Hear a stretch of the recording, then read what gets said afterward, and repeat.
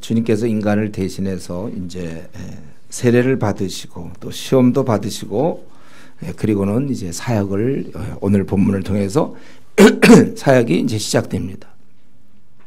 그 12절에 보면 예수께서 요한이 잡혔음을 들으시고 갈릴리로 물러가셨다가 이렇게 얘기했어요. 요한의 잡힘을 듣고 구출하러 가는 것은 아니고 갈릴리로 물러가셨다는 거예요. 하나님의 때에 그가 죽으셔야지 무모하게 자기가 예수님 요한이 잡혔기 때문에 구출하러 가는 그런 건 아니고, 기독교는 원래 사회 정치적 운동이 아닙니다. 우리가 관심을 갖고 기도할 수는 있지만 그 당시에 지금 식민지로 있었지만 우리 주님께서는 로마 정부에 대항하여 뭐 어떤 것을 했거나 사회를 바꿔보겠다고 그렇게 하지는 않습니다. 그러나 사실 이게 진짜 완전히 새로운 사회를 만드신 것이죠. 그리고 이제 거기서 떠나셔서 결국 13절에 가버나움에서 사셨다 그랬죠. 나중에 보면은 9장 1절에 보면 이것은 그의 본 동네라 이렇게 예수님이 주로 있었던 곳이 여기가 교통의 요충지였는데 수로와 육로가 다 통하고 인구가 조밀한 그런 지역이었습니다. 갈릴리 바다에 거기 가버나움이 있어요. 근데 그가 가버나움에 이렇게 살게 된 것은 우연은 아니고 이미 이사야가 주님 오시기 전에 700년 전에 이미 예언한 바로 그대로 스불론 땅과 납달리 땅, 요단강 저편 해변길과 요단 동편을 얘기하는 거죠. 이방의 갈릴리 위쪽에 이 흑암에 앉은 백성이 큰 빛을 보았고 사망의 땅과 그늘에 앉은 자들이 빛이었다. 주님은 구약에 기록된 말씀이 자기에 대한 것인 것을 잘 알고 있었고 그래서 그 예언이 그대로 이루어짐을 알려주신 것입니다. 그리고 나서 이때부터 17절 예수께서 비로소 전파해 이르시되 회개하라 천국이 가까이 왔느니라. 이제 주님께서 이 땅에 오셔서 무슨 말씀하시는가, 우리가 식민자에서 독립하자 그것도 아니고 아니면 너희들이 착하게 살아라 또 그것도 아니며 서로 싸우지 말고 잘 지내라 그것도 아니었어요. 바로 회개였습니다. 개인이 회개하여 천국에 들어가는 것. 이것은 사실 예수님의 삶이 그랬고 십자가의 죽으심도 그 이유였고 그리고 예수님이 떠날 때도 결국 우리로 하여금 제발 좀 믿지 않는 영혼들 어둠에 있는 사람들을 좀 구원하라 그 말씀하시고 떠나신 것입니다. 빛 대신 주님의 활동은 이렇게 시작된 것입니다. 그분께서 이 땅에 아기로 이 땅에 오셨고 말구에 태어나셨고 그런 구약의 300가지 이상의 쭉 우리 성경에 쭉 예언돼서 오셨던 그 주님은 왜 주님이 오셨는가, 그리고 그분이 무슨 말을 그렇게 하고 싶었는가, 그것은 바로 천국에 어떻게 하면 들어가느냐 그거였습니다. 어둠에서 그것이 어둠인 줄도 모르고 살다 죽는 인생들, 우리 인생이 원래 그래요. 어둠에 태어나서 어둠에서 묻혀서 끝나는 것입니다. 어떻게 해야 어둠을 벗고 빛의 세계 천국에 들어갈 수 있는지 오늘 그 본문에서는 그걸 얘기하죠. 회개하라고 그랬어요. 이 천국에 들어가게 하는 것이 우리 주님의 사역의 핵심입니다. 그것 때문에 이 땅에 오셨어요. 제일 주님이 이 땅에 오셔서 제일 말하기 원했던 말이 바로 이것입니다. 인생들아 천국에 들어오라. 사실 이것보다 더 큰 축복이 이 땅에 있습니까? 우리 살아가면서 이 문제보다 더 중요한 일이 어디 있으며 이 구원 문제보다 더 급한 일이 또 어디 있겠습니까? 이것은 우리 인생의 제일 중요한 문제예요. 제일 중요한 문제. 여러분 이것이 정리 안 된 채 살아가면 안 됩니다. 혹시 구원 문제 오늘 이 자리에 우리 앉아있는 우리 성도님들 가운데 이 구원 문제가 아직도 약간의 좀 이렇게 경계선에서 확실히 내가 구원 받는 거 맞나 안 맞나 약간 우리가 경계선에 있으면 안 돼요. 베드로가 얘기한 것, 베드로 사도 얘기한 것처럼 넉넉히 내가 구원받지 못하면 누가 구원받아 이런 생각을 가져. 만약에 주은혜 교회에서 만약에 내가 구원을 받지 못한다 그럼 다 못 받는 거다. 이 정도는 그래 얘기할 수 있어요. 자기 구원은 확실해야 된단 말이죠. 제가 모태신앙으로 20년 동안 이 구원 문제가 정리가 안 된 거예요. 저는 그때 이런 얘기도 많이 했어요. 좀 회개하라 정리학관들이 많이 보기도 하고 죄 사함에 대한 얘기, 회개에 대한 얘기 뭐 수없이 들었죠. 수련회 가서도 밤낮 그랬는데 나 개인한테는 내가 적용이 안 됐어요. 그냥 계속 얘기들이 막 했지. 그 말씀을 내가 딱 받아들여서 기독교의 구원이 회개하면 된다는 거는 제가 그때 그걸 깨닫지를 못했어요. 그러니까 내 삶이 별로 안 좋으니까 나는 이제 지옥 간다 그런 생각했죠. 저는 지금 이 시간에도 여러분들이 이게 익숙한 단어가 아니길 바라요. 죄의 용서로 구원받는 거.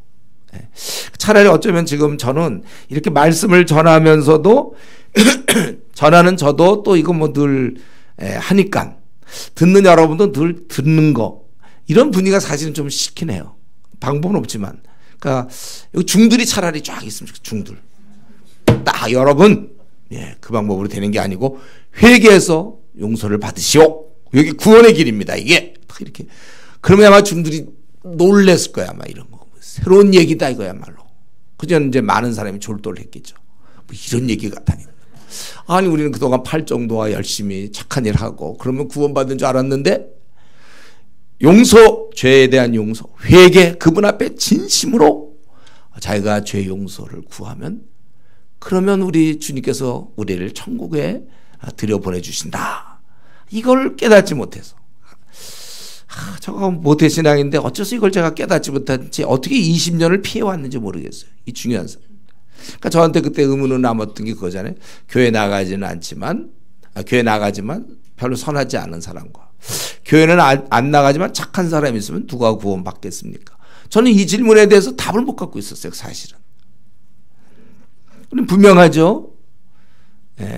우리 행위가 훌륭해서 구원받는 게 아니라고. 천주교처럼 그렇게 하면 안 되는 거예요. 우리는 형편없는 자지만 용서로 구원받는 거예요. 그래서 이것을 로마서 3장 24절 우리 성도 가운데 또 로마서를 안 들은 사람 있으면 안 돼요. 로마서 3장 24절 뭐죠? 공짜로 구원받는 거라 했잖아요. 우리 구원은 공짜여야 되지. 우리에게 누가 훌륭한 일을 해서 구원받는 사람이 단 한 명도 있어서는 안 되는 거예요. 우리는 그분의 공로로 구원받는 거예요. 이 십자가의 아주 핵심입니다. 기독교의 핵심 중에 핵심. 형편없는 것들이 구원받는다. 이게 이제 맞는 말이에요. 그래야 주님의 공로죠. 신께서 하나님의 아들께서 이 땅에 오셔서 기껏 이루신 게 그러나 그래서 우리가 깡대고 구원을 받는다면 뭘 하신 거예요? 그분이 우리에게 주신 선물은 형편없는 자들이지만 용서를 구한다면 이게 바로 하나님 아들 예수님께서 가장 이게 잘 어울리는 일이에요. 이런 일. 병 고치는 일이나 뭐 사회 개혁이나 뭐 구제하는 일이나 무슨 뭐 상담 위로 뭐 이런 일들은 사실은 뭐 그냥 훌륭한 사람들이 할 수 있는 일이죠. 이런 거는요. 병 고치는 건 이제 의사들이 고치면 되고. 그러나 우리에게 영원한 구원을 주시는 것은 죄인인 주제에도 죄인일 수밖에 없는 자가 천국에 들어갈 수 있는 이 놀라운 비밀은 바로 이건 주님만이 우리에게 베풀 수 있는 그런 사랑인 것이죠. 온 인류가 들어야 될 가장 기쁜 소식. 너희들도 구원받을 수 있다. 아니 너희들 천국에 들어와라. 그거예요. 그렇기 때문에 오늘이라도 지금부터라도 천국에 들어가기를 원하는 사람은 그 누구든지 회개하기만 하면 우리에게 기회가 오는 것입니다. 자기 죄를 뉘우치고 용서를 구해야 됩니다. 여기서 자기 죄 다시 한번 정리할게요. 그럼 죄가 뭔가 그냥 딱 한마디로 얘기하면 자기 하고 싶은 대로 사는 거. 그러니까 과거에도 내가 하고 싶은 대로 살았고 교회에 나와도 내가 하고 싶은 대로 산다. 이건 아직까지 죄 문제가 해결된 사람이 아니에요. 과거엔 내가 하고 싶은 대로 살았지만 내가 이제 교회를 다니면서 나는 내가 이제 하고 싶은 대로 사는 게 아니라 주님의 뜻대로 산다. 바로 이것이죠. 로마서 6장 6절 한번 다시 한번 볼까요? 로마서 6장 6절.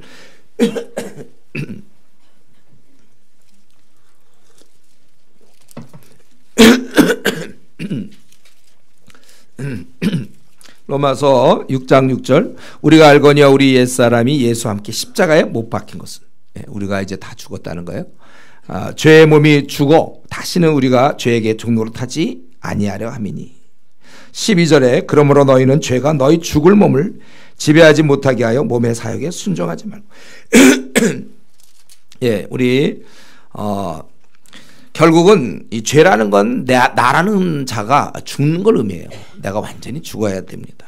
이전의 나, 옛날의 나를 알고 있습니까, 여러분들? 지금 이제 벌써 오래된 추억이죠. 지금쯤은 이전의 나, 그 고집 세고 음란하고 하여튼 성질 부리고, 예, 아주 이기적이고 다른 사람 깔보고 교만하던, 예, 남을 무시하고 말을 함부로 했던, 그리고 친절하지 않았던, 예, 이런 모습들, 화냈던 모습들, 그런 옛 성품, 아직 내가 살아있어. 성질 있다는 거 있잖아요. 성질 있다. 예? 바로 그거예요. 우리는 성질 없다죠. 우리가 무슨 성질이 있습니까? 모든 사람에게 항상 종노릇인데, 예, 모든 사람을 나보다 낮게 여기는데 우리가 무슨 성질이 있어요? 우리는 온유와 겸손. 예. 예, 아무리 좀 신앙생활 오래 했다 하더라도 온유하지 않은 사람들이 있어요. 이거 다 고쳐야 돼요. 우리 온유와 겸손. 우리 주님의 모습을 닮아가는 게 신앙인이지. 주님은 그대로 있고 나는 나대로 여전히 이기적이고 여전히 돈을 좋아하고 이 땅에서 뭘 누리기를 원하고 정말 거듭났는지 한번 정말 고민을 해봐야 될 거예요. 우리가 이전에 죄악 가운데 있을 때는 하나님을 대항하고 절대 자기를 구피려 하지 않아요. 고개를 쳐들고 자기 고집대로 행하며 하고 싶은 대로 했던 거, 그게 바로 옛사람의 모습입니다. 우리는 다 죽었어요. 옛날 나는 땅속에 이미 파묻힌 지 오래입니다. 이제 내가 사는 게 아니라 내 안에 그리스도가 사는 거. 누가 보더라도 저 사람은 저 안에 주님이 사시는구나. 이전에 나는 그 괄괄하던 나, 예, 도도하던 나는 이 땅에서 이제 찾아볼 수가 없어요. 다 죽었어요. 우리 주님께서 누구든지 말이죠. 이제는 회개하라. 천국이 가까이 왔다. 우리 이러한 귀한 은혜. 어쨌든 오늘 지금 이 말씀을 통해서 확실한 건 뭐냐면, 중요한 건 뭐냐면 어쨌든 나는 확실히 구원받아야 돼요. 이 중에 아직까지 이런 구원 받을지 못 받을지 모르겠다. 우리 중에 그런 사람이 있으면 안 됩니다. 이 문제 꼭 해결하셔야 돼요. 그리고 18절부터 22절에 오늘 보니까 제자를 부르시죠. 베드로와 그 형제 안드레를 바다에 금을 던지는 것을 보시고, 원래는 호수인데 너무 크기 때문에 이제 바다라고 하죠. 갈릴리 바다. 바다에 금을 던지는 거 보시고 나를 따라오라 이렇게 얘기했어요. 그러면 내가 너희를 사람을 낚는 어부가 되게 하리라 하시니 그들이 곧 그물을 버려두고 예수를 따르래. 이들도 딱 깨달은 거죠. 아, 이게 그물을 버려뒀다는 얘기 뭐예요? 필요 없구나. 이제 그물은 사람 낚는데 그물 필요 없어요. 사람 낚는 건 고기 잡는 거랑 다른 거죠.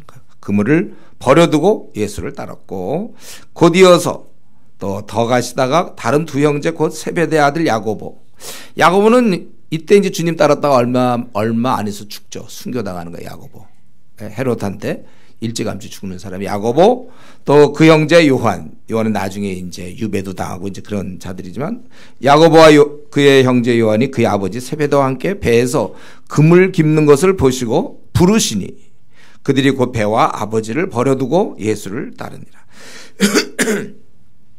이 구절 말이죠.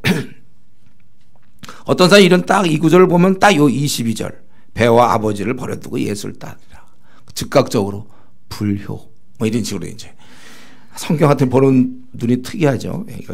여기서 이걸 보고 좀 불효를 얘기하면 안 되죠. 이것이 배와 아버지를 버려두고 예수를 따랐다. 이것은 우선순위예요. 그 다음부터 의존했다는 뜻이 아니에요. 이게 우선순위가, 이거는 뭐냐면 우리로 따진다면 예를 들면 뭐 국가의 총리로 부름받았다.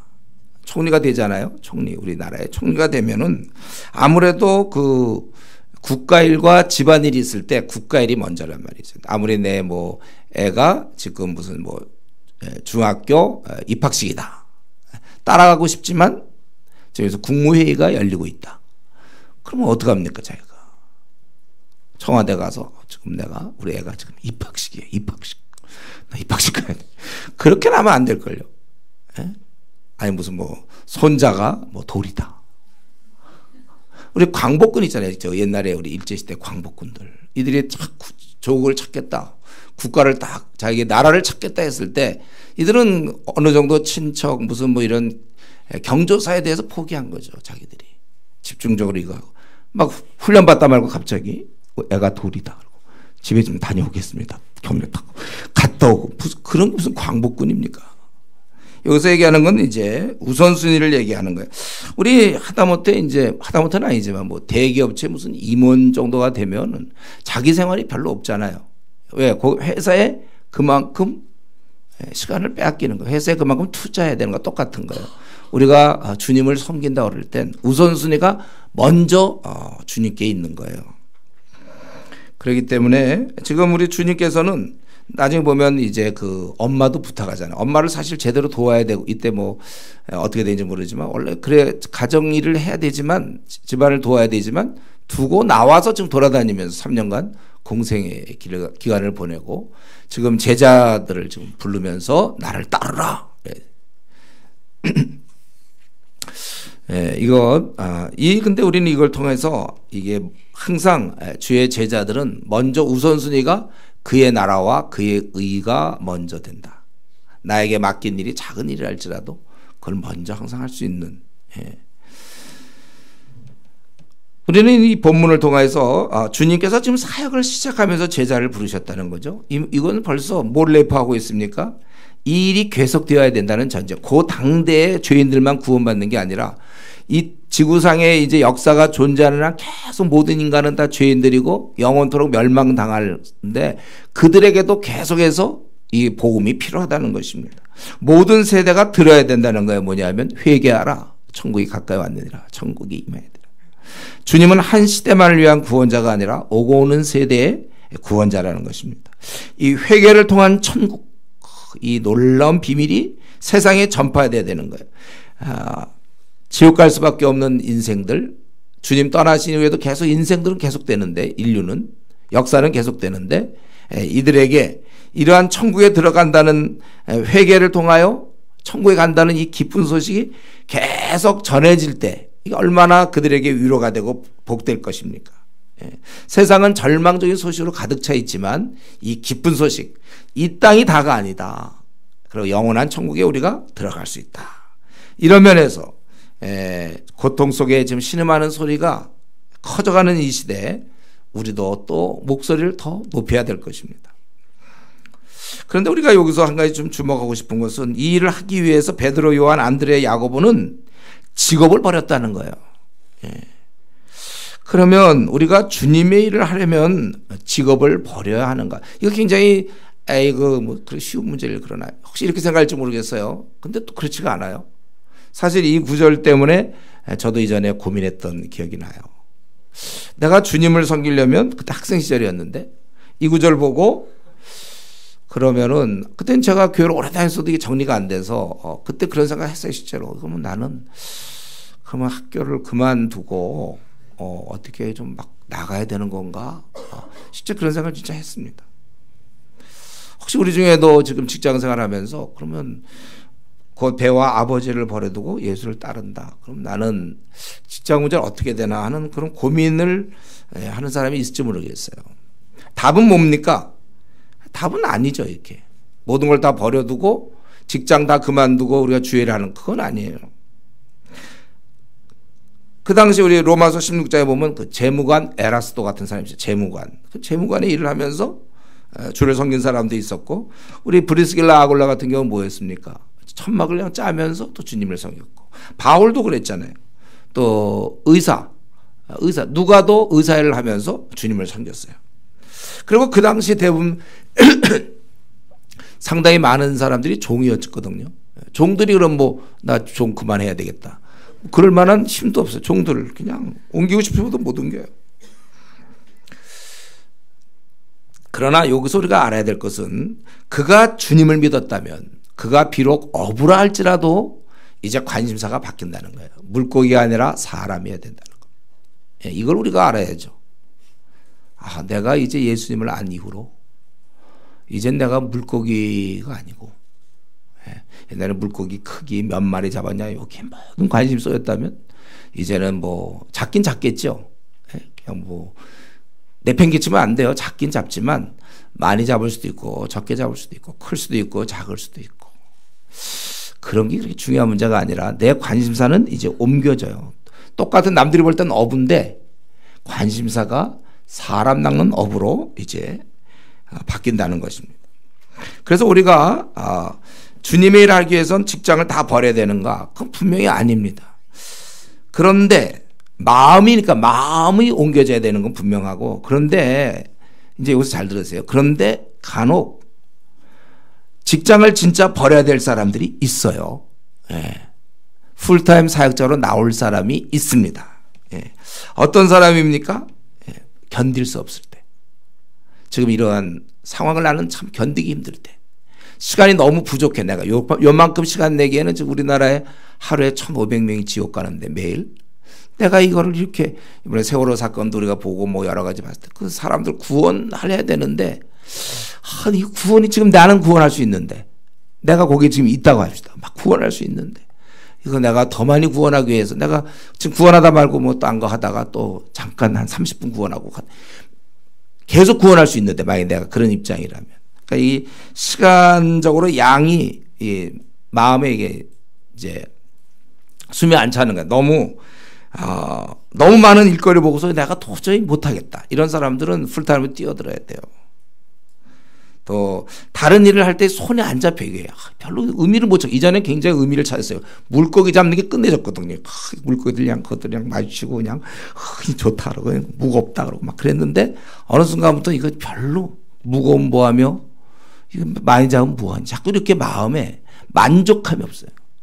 여기 이제 제 케이스인데 제가 26살 때 다른 건 만족이 안 되더라고요. 나는 이걸 해야 되겠구나. 이제 그렇게 했어요.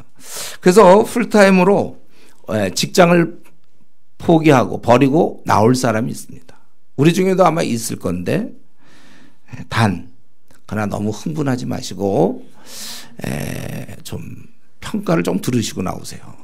우리가 디모데 전서 3장에 보면 15가지 조건이 있잖아요. 좀 약속을 좀 잘 지키고 말에 좀 그래도 실수가 없고 또 뭐 이런 여러 가지 이런 게 있잖아요. 그러니까 나만 막 뜨겁다고 나오는 건 좀 곤란해요. 그런 공동체적으로 그런 은사에 좀 맞추어서 우리가 그거를 좀 살펴봐야 됩니다. 저 같은 경우는 제가 이제 일하러 나올 때 풀타임으로 나오려고 그럴 때 우리 공동체에서 아주 기뻐했어요. 제자를 하려는 게 아니라 이제 예를 들어주는 거예요. 네가 안 하면 누가 하냐 이런 분위기였고 또 저도 뭐냐면 내가 안 하면 또 누가 합니까? 이게 딱 맞아진 거죠. 저는 너무나 기뻐서 내가 하는 걸 기뻐했고 그 공동체에서도 아주 당연히 받아들이는.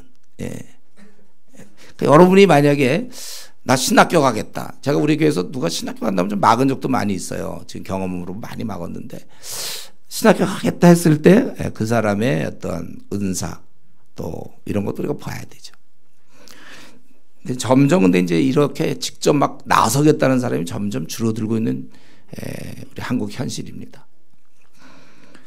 어쨌든 우리는 이것 다 버려두고 예수를 따른다는 것은 이제 우선순위, 의절했다는 뜻으로 생각하면 안 되는 거예요.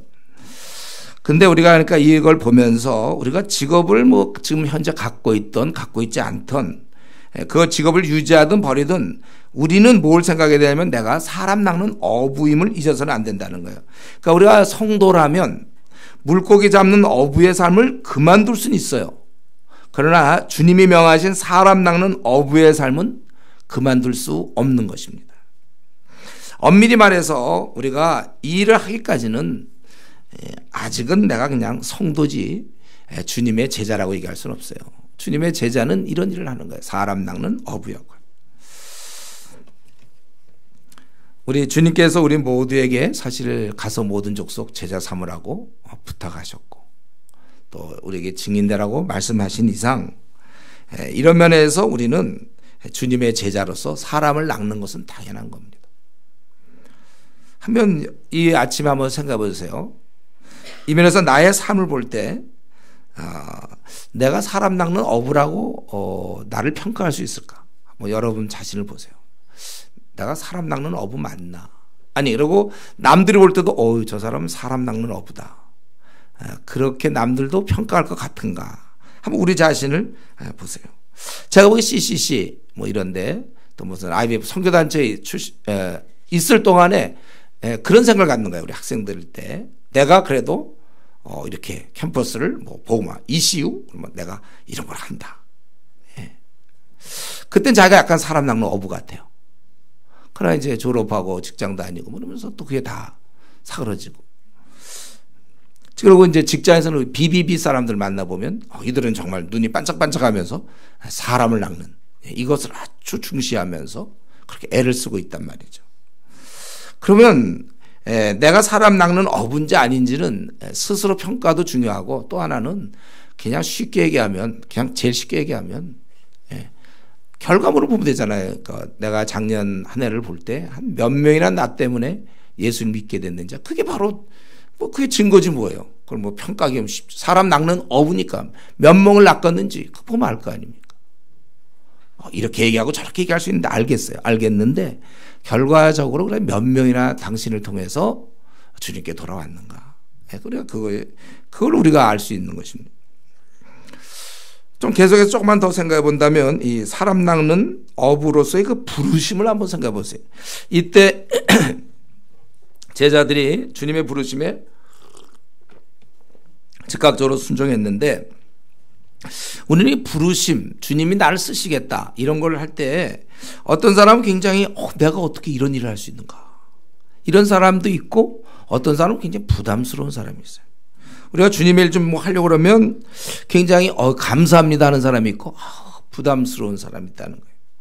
이 차이가 도대체 무엇일까? 지금도 계속되고 있죠. 한 교회에서 지역교회에서도 마찬가지예요. 이런 일을 맡기려고 그러면 이렇게 그냥 어떻게든지 안 맡으려는 사람이 있고 뭐 맡겨주시니까 하겠습니다.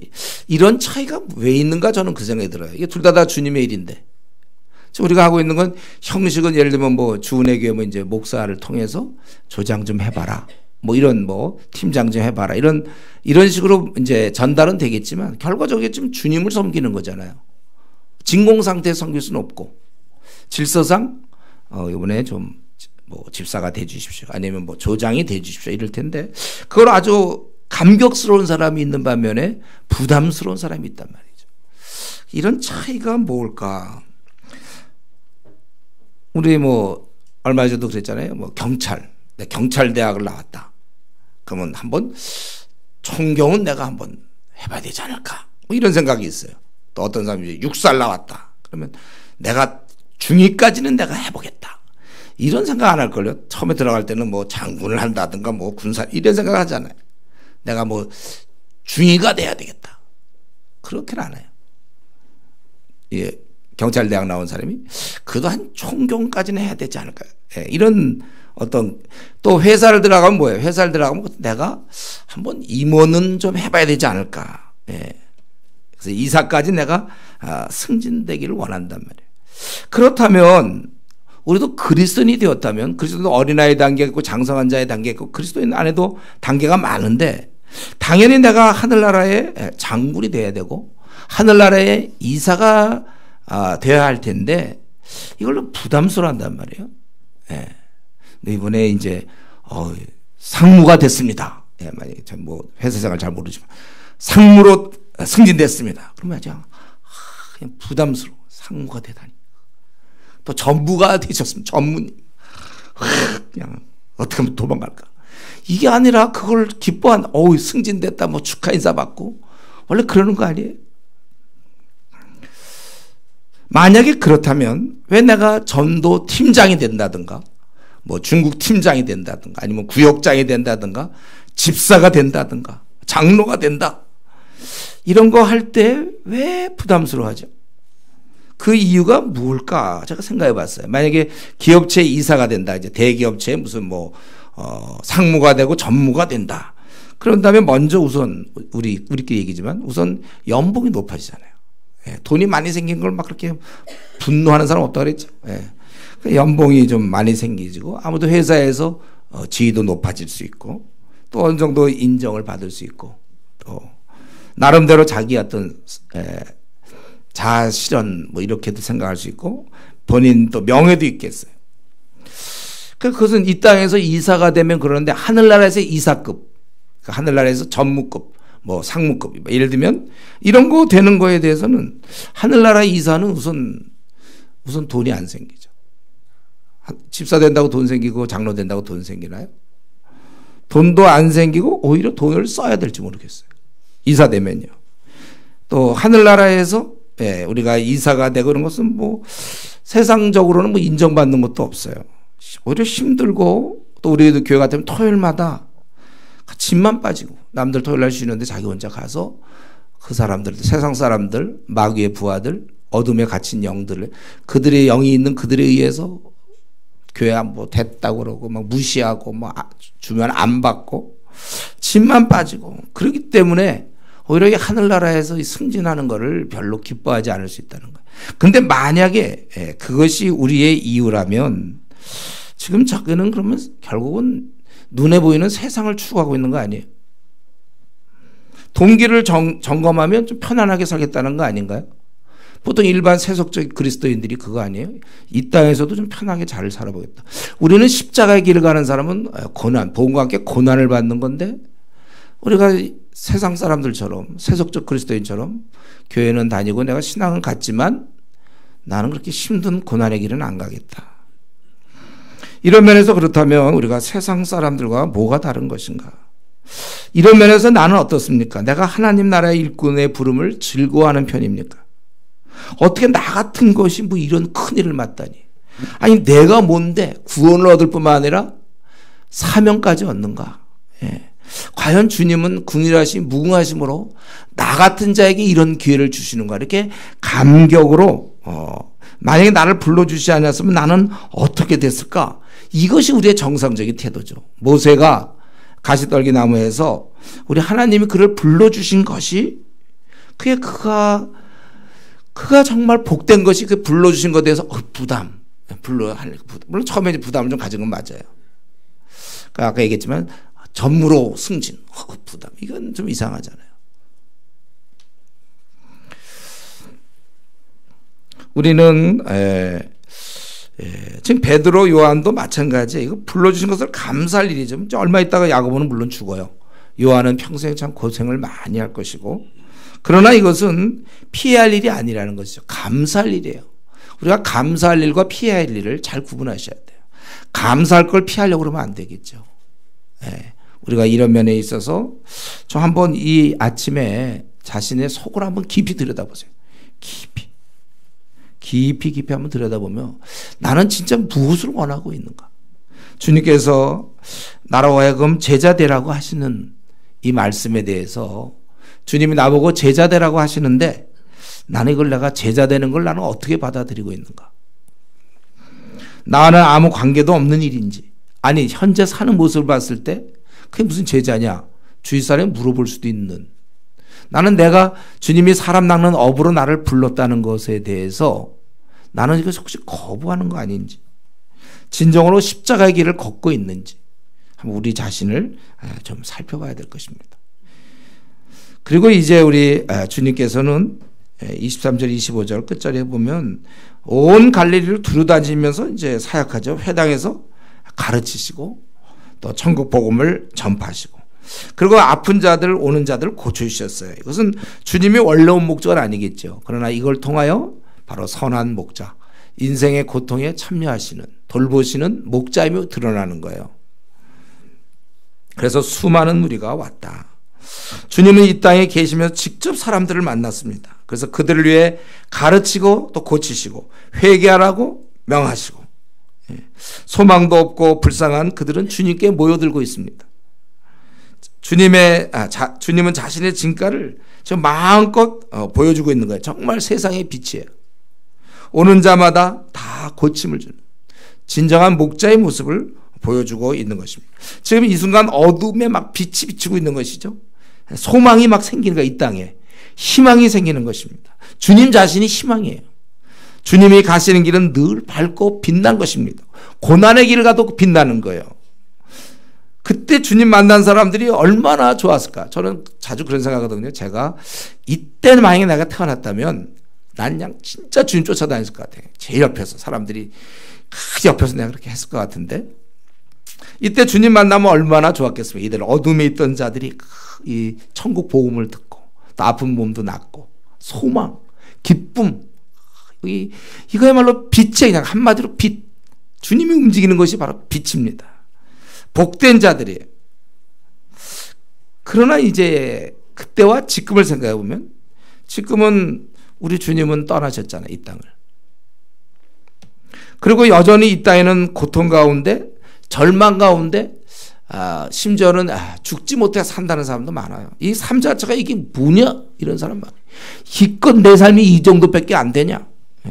그런 사람이 너무나 많이 있습니다. 우리 주위에요. 많이 있어요. 그들은 어둠 가운데서 소망 없습니다. 안타까워요. 하루하루 살아가고 있는 사람 너무 많단 말이에요. 이들에게 진짜 빛이 필요해요. 그런데 지금은 빛 대신 주님은 이 땅을 떠나셨고 대신 또 다른 빛인 저와 여러분 우리가 이 땅에 있는 것입니다. 그렇다면 순서가 되었죠. 우리 차례예요. 주님이 보여주신 그 삶을 우리가 살면서 즉 어둠 가운데 있는 사람을 돌보다가 우리도 이 땅을 떠나야 되는 것입니다. 바울도 그랬고 디모데, 베드로, 루터, 칼빈, 어거스틴, 찰스 시면, 웨슬레이, 윌버포스, 링컨, 주기철, 손양호, 허슨 테일러 여기 우리 앞에 붙어 있는 사람들 무디 언더우드, 마틴 로이드 존스 이런 사람들이 정말 나름대로 열심히 했고 그들 말고 빛도 없이 이름도 없이 주님을 위해 살다간 무수한 사람들이 있어요. 지금까지 예수님 오신 이후로 7천만 명이 순교당했다고 그랬죠. 어떤 이유로 순교당했는지 너무 일하다가 죽었는지 아니면 무슨 총알에 맞아 죽었는지 하여튼 막 순교를 당했고 지금도 한 해에 17만 명 정도 우리 지금 전 세계적으로 주의 이름 때문에 순교당한다고 그래요. 그렇기 때문에 내가 우리 주은혜교에서 난 꽤 열심이기 때문에 이제 좀 나는 여러분 지금 그래도 천국에 가면 우리가 저 뒤로 가 있으면 몰라. 난 굉장히 열심인데 그래도 나보다 더 열심을 내는 사람 아니 목숨을 던진 사람이 우리 주변에 많이 있기 때문에 자기가 열심인 거에 대해서 우월감 느낄 거 없어요. 더 많은 사람들이 지금 주의 이름 때문에 목숨 버리는 사람이 그러니까 매일 있는 거죠. 매일 우리 1년에 17만 명은 매일 얼마씩이에요. 그렇게 주의 이름 때문에 죽는 사람이 있는데 나는 너무 좀 편안하게 신앙생활하는 거 아닌지 나는 지금 꽤 열심히 있다 그래서 이제 좀 내가 그런 마음이 혹시 들었다면 아니에요. 목숨을 걸고 있는 사람이 우리 주변에 이렇게 많단 말이죠. 어쨌든 그들은 다 돌아갔고 지금 이 땅엔 저와 여러분 우리만 남아 있습니다. 우리도 언젠가는 이제 후배에게 부탁하고 돌아가야 되죠. 돌아가기 전에 우리가 할 일이 있어요. 바로 이 땅에 고통 가운데 있는 사람도 돌봐야 될 거고 우리가 지나고 우리 다음 세대도 여전히 고통 가운데 어둠 가운데 사람이 있을 것이고 또 누군가 우리처럼 그들을 돕는 사람이 또 계속될 것입니다. 이 땅에 고통 가운데 있는 사람 그들은 목자 없는 양들입니다. 양. 우리가 도와줘야 될 사람이에요. 그렇기 때문에 우리가 좀 더 힘을 내야 될 것입니다. 우리는 이러면서 직장의 사목입니다. 여러분 회사에서는 임명 안 해줬지만 여러분이 일단 직장에 들어가면 사목이에요. 사목이 뭐 해야 되죠? 직장에 있는 사람들 돌봐야죠. 우리는 사목이고 또 우리 학생들은 뭡니까? 교목. 요즘 나는 뭐다 이런 거 있잖아요. 요즘 나는 교목이다 이렇게 생각하세요. 학교에 가면 과 친구들 선후배들 빛이 필요합니다. 돌봄 필요해요. 우리는 가는 곳곳마다 목자 없이 유리하는 양들을 보게 돼요. 이들을 돌볼 자는 주님의 제자인 우리밖에 없음을 아셔야 됩니다. 항상 우리는 이 땅을 살아가면서 이런 면에서 항상 두 가지 점을 우리가 기억하고 잊지 말아야 되겠는데 우리가 이 땅에 있으면서 항상 이 두 가지를 좀 기억했으면 좋겠어요. 첫 번째는 우리 주위에 있는 그 목자 없는 양 같은 이들이 도움이 정말 필요한 사람인데 요들이 사는 게 꼭 도움이 안 필요한 사람처럼 살아요. 예. 도움이 필요 없는 자처럼 살고 있다는 거 우리 주위에. 여러분 이걸 항상 잊지 마세요. 그러나 실제의 모습은 뭡니까? 불쌍한 사람들이에요. 하나님 앞에서 사실은 아무런 대책이 없는 이제 심판을 받기 마땅한 그런 죄인들입니다. 여러분이 만나고 있는 학교의 교수나 또 회사의 CEO나 늘 얘기하는 그 최부장, 이 사람들 다 소망 없는 불쌍한 자라는 거예요. 나를 괴롭히는 그 사람이 있죠, 윗사람. 그 사람은 우리가 아무 대책이 없는 가엾은 사람이에요, 그 사람. 우리는 근데 그들의 모습을 보고는 좀 괜찮을 거라는 이런 생각을 갖게 돼, 이상하게, 저절로. 그냥 본능적으로 이 사람은 괜찮을 거라는 생각을 하는데 그건 착각이에요. 마귀에게 우리가 속은 것입니다. 그들은 아무런 소망이 없는 자들이에요. 오직 심판받아서 영원한 지옥불에 떨어질 자들입니다. 가장 비참한 자여 저주받은 인생들이에요. 이것을 우리가 항상 기억해야 돼. 어떤 때는 그런 사람을 부러워하는 사람이 있어요. 저 승진도 잘 되고, 뭐 저 사람은 뭘 갖췄고, 학벌도 좋고, 뭐 예를 들면 또 애들도 잘 되고, 그렇게 생각하면 말이 안 돼요, 그건. 그래서 말이 안 되는 생각 좀 하지 마세요. 교수를 막 부러워한다든가, 여러분. 회사의 CEO를 부러워한다든가, 누구를 잘 나간다고 부러워할 거 하나도 없어요, 그들은. 그들은 하나님의 임박한 진노가 있는, 그걸 기다리는 CEO며 기다리는 최부장이란 말이죠.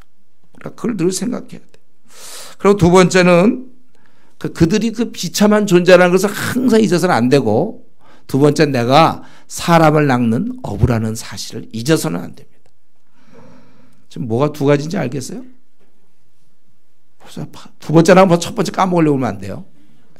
이들은 영원토록 저주받은 인생이 내 주위에서 지금 CEO 노릇도 하고 있고, 교수 노릇도 하고 있고, 뭐 교장 선생님도 할 수 있고, 의사 선생님도 될 수 있고, 뭐 국회의원도 될 수 있고, 내 주위에 영원히 저주받을 인생이 옆에 놓여 있다는 사실을 우리가 항상 기억하고, 그걸 오히려 부러워하는 또 그건 말이 안 되는 거죠.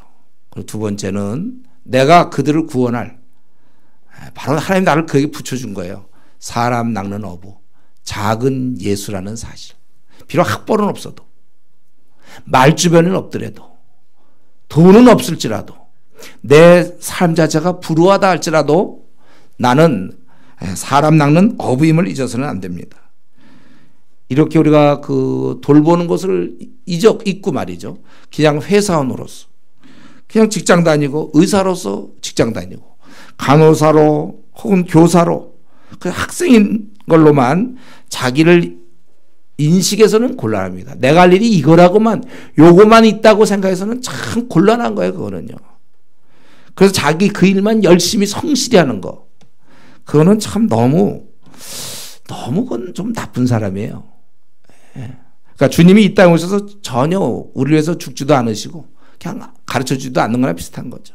주님의 제자인 우리가 이걸 가르쳐야 되고, 그들에게 이 구원의 사실을 알려야 되는데, 돌봐줘야 되는데, 우리가 그냥 현재 나에게 주어진 일만, 내가 사람 낚는 어부임을 잊어버리고 그냥 물고기만 계속 낚고 있다면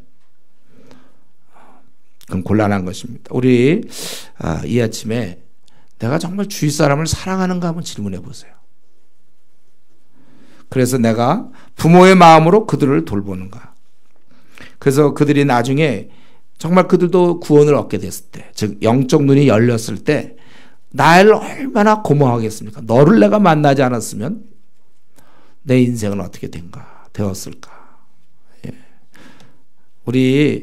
우리만 갖고 있지 말고 그 사람들에게도 천국 갈 기회를 줘야 이 마땅한 것입니다. 나에게 지금 예를 들면 천국 티켓이 한 6만 개를 갖고 있다. 이걸 그대로 갖고 와서 생을 마치는 경우가 있습니다. 주위에 100명도 거듭나게 못하고 생을 마치는 경우도 있을 거예요.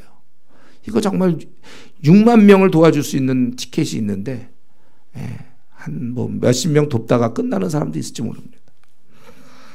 나만 갖고 있지 말고 나눠줘야지, 나눠주지 않으면 정말 최상의 얌체죠. 얌체라기보다는 꼭 사람만 죽여서 무슨 살인마, 우리 뭐 과거에 어떤 뭐 대통령 살인마 흥분하고 그러는데 꼭 사람을 죽여야만 살인마입니까? 살릴 수 있는 사람 가만 놔두는 것도 살인마죠. 여러분, 내가 내 주위의 사람도 제대로 구원하지 못하면서 우리나라의 이전에 과거에 어떤 대통령이든 뭐든 살인마 막 이런 얘기할 자격 없습니다. 예.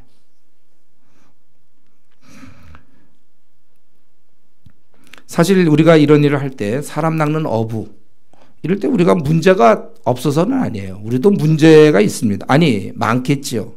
근데 이것을 딛고 문제를 딛고 남을 돕는 거 이게 주님이 원하시는 거예요.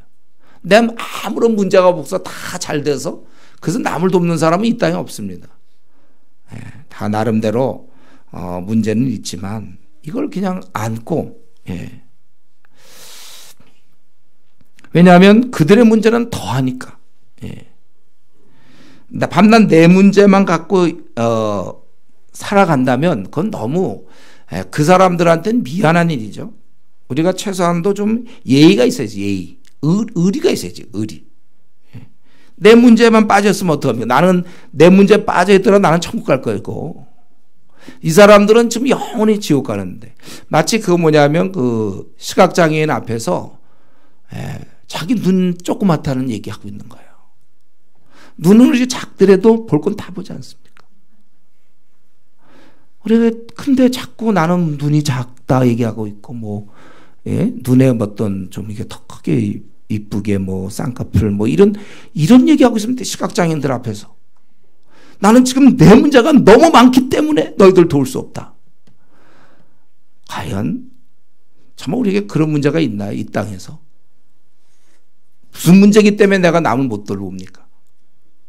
너무나 그거는 좀 예의가 없는 것 같아. 너무 얌체야 얌체. 그리고 어떻게 보면 참 이런 표현 쓰기 어렵지만 살인자들이에요. 살릴 수 있는데 안 살리고 내 문제 내 눈이 조그맣다니까요. 이거 지금 크게 해야 되는. 뭐 지금 시각장애들 막 낭떠러지들 길을 모르고 있는데 붙잡아 자기 보이는 걸로 해주면 되는데 자기 눈을 떴음에도 불구하고 그들이 지금 막 길을 못 찾으면 낭떠러지 떨어지는데도 떨어지든 말든 나는 눈이 조그맣다. 이거는 너무 이기적이에요. 우리가 예수 믿을 때 이제 이기적인 우리가 이제 이걸 이타적으로 바뀌는 거 아닌가요? 주를 위하여 이 몸 다 들여서 우리가 십자가의 길 고난 복음과 함께 고난 받겠다고 우리가 이 길에 뛰어들었는데 어느 순간에 내 문제 항상 내 가족 문제 나와 내 가족 또 친척 여기에 우리가 빠져 있어서는 안 되는 것입니다. 우리가 한번 주어진 짧은 인생 그리고 돌볼 사람이 너무 많은데 일꾼이 심히 적다고 주님 통탄하셨는데 우리가 한 번 살 때 좀 멋지게 사람 낚는 어부로서 참 우리가 한 해를 돌아볼 때 작년 난 도대체 한 몇 명이나 주님 앞에 그들을 이끌었는지 돌보는 것이 중요하지만 저는 이 시간에 한 말씀 더 드리면 많이 돌보는 게 중요합니다. 돌볼 사람이 너무 많을 때 한 몇 명만 그저 열심히 붙잡고 나는 할 일 다 했다. 때때로 제가 어떤 형제랑 얘기할 때 작은 교회가 아름답다. 자기는 그래서 교회를 그냥 몇 사람만 좀 모여서 그냥 가면 된다.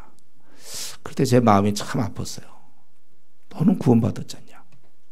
구원받지 못한 자 하루에 1,500명씩 지옥 가는데 너는 그냥 그 사람들만 모아서 같이 있는 게 그게 옳다고 생각하냐. 입장 바꾸고 만약에 자기가 불신자였다면 얼마나 그래서 미워했겠습니까. 불신자들이. 자기 구원받았다고 돌보지도 않고 요즘 뭐 우리 나라도 그렇잖아요. 뭐 돈 좀 있는 사람들이 자기 기득권 챙길 때 얼마나 밉습니까. 나눠 써야 되는데 자기 구원받았다고 우리끼리 모여서 이렇게 뭐 작은 교회가 아름답고 우리끼리 좀 이렇게 아름다운지 모르지만 그 많은 영혼들을 어떻게 할 거냐 이거죠. 우리 이 아시아에 하루에 10만 명이 복음 없이 지옥 가는데 밤낮 나는 내 문제만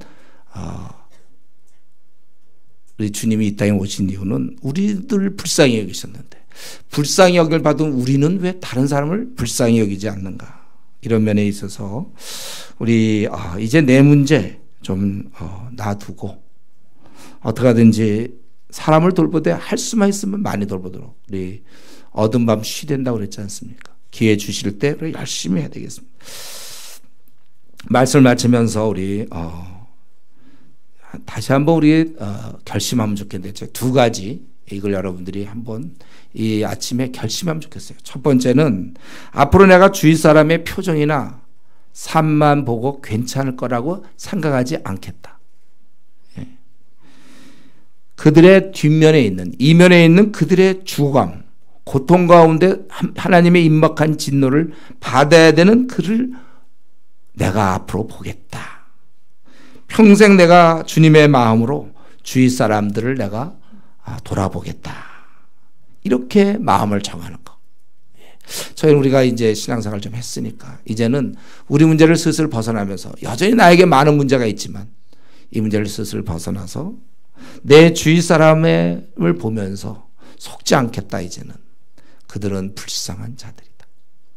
우리 이걸 한 가지, 그리고 또 한 가지는 내 자신이 갖고 있는 이 어마어마한 사명, 그 어떤 의사도 할 수 없는 생명을 살릴 수 있는 이 엄청난 사명, 영혼을, 내 주위 사람을, 내가 만나는 사람, 내가 보는 사람을 그 영혼을 천국 가게 하는 이 직책을 절대 잊지 않겠다. 무슨 직업을 갖고 어떤 일을 하든지 또 상황이 어떠하든지 사는 날 동안 내가 이 사명을 그 누구보다 열심히 감당하겠다고 결심할 수 있기 바랍니다. 너는 말씀을 전파하라.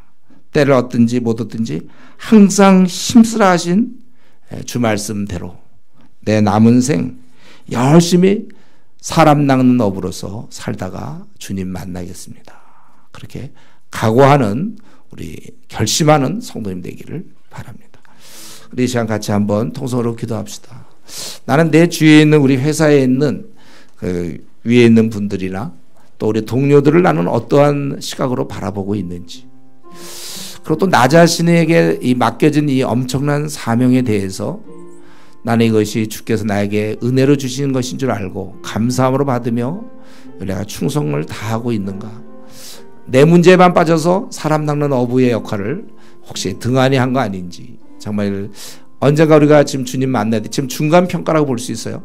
주님 만나야 되는데 현 시점까지 왔을 때 과연 주님 기뻐하면서 그렇게 내가 살고 있는지 우리 한번 자신을 들여다보고, 그리고 오늘 특별히 우리가 회개하면 천국 주신다고 그랬는데 나는 확실하게 옛사람을 다 십자가에 못 박았는가 생각하면서 같이 통성으로 기도하겠습니다.